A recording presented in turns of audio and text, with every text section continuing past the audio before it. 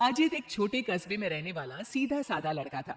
उसकी शादी दिल्ली की रहने वाली सौम्या के साथ हो गई। सौम्या बहुत ही फैशनेबल लड़की थी।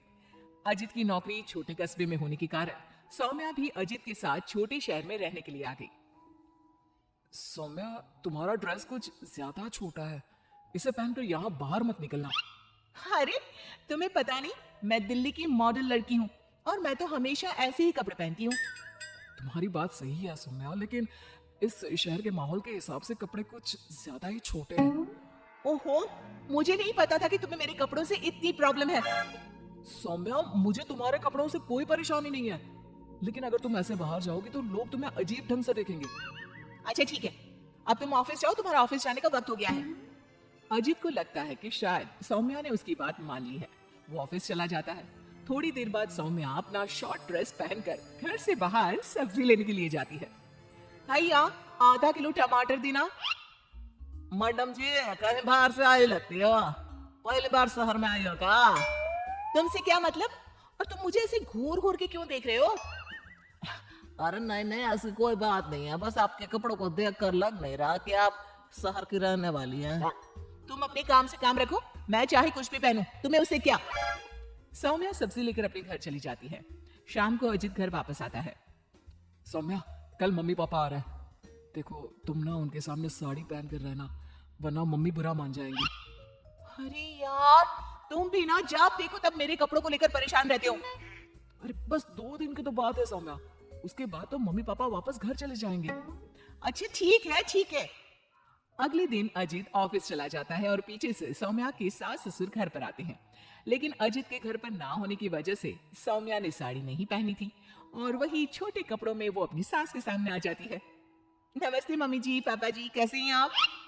अरे मैं तो आंखें बंद कर लेता हूँ, ये बहू ने कैसे कपड़े पहने हुए हैं। राम राम राम राम। अरे बहू, तुमको जरा भी शर्म नहीं आती? अपने सास ससुर के सामने इतना छोटा ड्रेस पहनकर घूम रही हो। क्या अजित ने तुमको बताया नहीं कि हम लोग तुमसे मिलने आ रहे हैं? बताया तो था, लेकिन वो क्या है ना मम्मी जी, पापा जी, मुझे तो ऐसे ही कपड़े पहनने की आदत है। जरा मेरे साथ चल, मैं तुझे सिखाती हूँ कैसे कपड़े पहनते हैं। सौम्या की सास सौम्या का हाथ पकड़कर उसे कमरे में ले जाती है और उसकी शॉर्ट ड्रेस के ऊपर जबरदस्ती साड़ी पहना देती है। साड़ी पहनने के बाद सौम्या जैसे ही घर का काम करना शुरू करती है, बार बार जमीन पर गिर पड़ती है। हे भगवान, ये क्या मुसीबत है? ये 5 मीटर की साड़ी पहनकर काम करना मेरे लिए तो बहुत मुश्किल है। क्यों बहू, अब पता चला ना कैसे कपड़े पहनने चाहिए? तो मम्मी जी, आपके कहने का मतलब है कि आप लोगों के सामने मुझे साड़ी पहननी चाहिए? हाँ बहू, तुम्हारी सास के कहने का यही मतलब है। अब आगे से ध्यान रखना। शाम को जब अजीत ऑफिस से लौट कर आता है तो सौम्या को साड़ी में बेहाल देखकर उसे बहुत हंसी आती है। लेकिन अगली सुबह जब सौम्या सोकर उठती है तो उसके कपड़े देखकर अजीत और उसके माँ बाप का सर घूमने लगता है।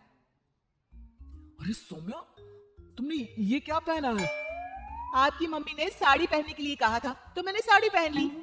लेकिन सौम्या, तुम्हारी साड़ी तो घुटनों तक ऊंची है, जैसे ये साड़ी ना हो कोई मिनी स्कर्ट हो। वो क्या है ना बेबी, तुम्हारी मम्मी ने मुझे सिर्फ साड़ी पहनने के लिए कहा था, उसकी लंबाई नहीं बताई थी।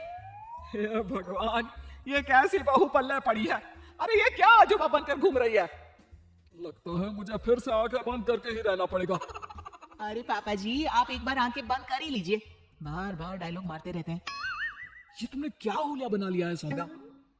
अजीत के मम्मी और पापा अपनी बहू की हरकतों से परेशान होकर वापस चले जाते हैं। अजीत सौम्या को समझाने की कोशिश करता है, लेकिन वो उसकी कोई बात नहीं सुनती। एक दिन सौम्या कुछ ज्यादा ही फैशनेबल कपड़े पहनकर घर से बाहर निकलती है। उस छोटे से कस्बे के लोगों ने उस तरह के कपड़े कभी देखे ही नहीं थे। अरे बहन, क्या बात है, तुम्हारे पास पहनने को कपड़े नहीं का? लगता है बहुत गरीब हो। चलो मेरे साथ, मैं तुम्हें अपनी पुरानी साड़ी दे दूंगी। हाँ, पागल हो गई है क्या? ये आजकल का फैशन है, फैशन। सौम्या जैसे ही थोड़ा आगे बढ़ती है, अरे देखो बेचारी कितनी गरीब है, इसके कपड़े भी फटे हुए हैं। लो ये 10 रुपए रख लो। हाँ कोई बात नहीं।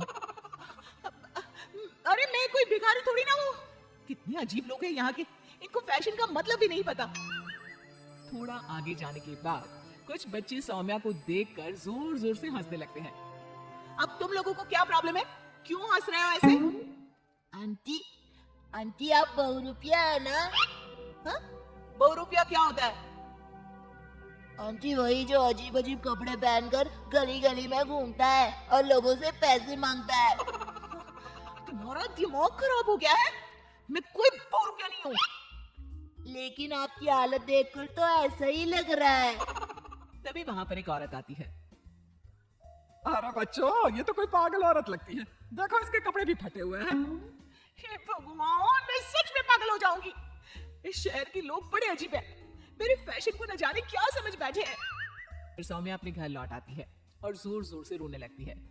सौम्या को इस तरह रोता देखकर अजित को कुछ समझ नहीं आता। अरे क्या हुआ सौम्या, तुम इतना क्यों रो रही हो? किसी ने कुछ कहा क्या?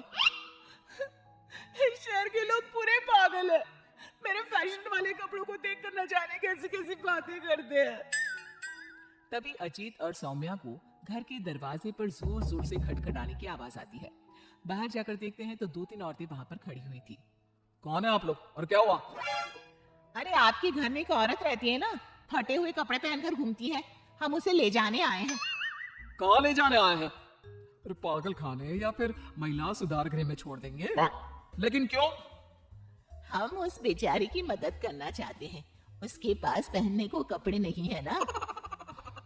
आप ऐसा नहीं कर सकते। लेकिन क्यों भाई साहब? क्योंकि वो कोई पागल औरत नहीं, मेरी छोटे कपड़ों वाली बीवी है और उसका दिमाग बिल्कुल ठीक है, बस कपड़े थोड़े कम है।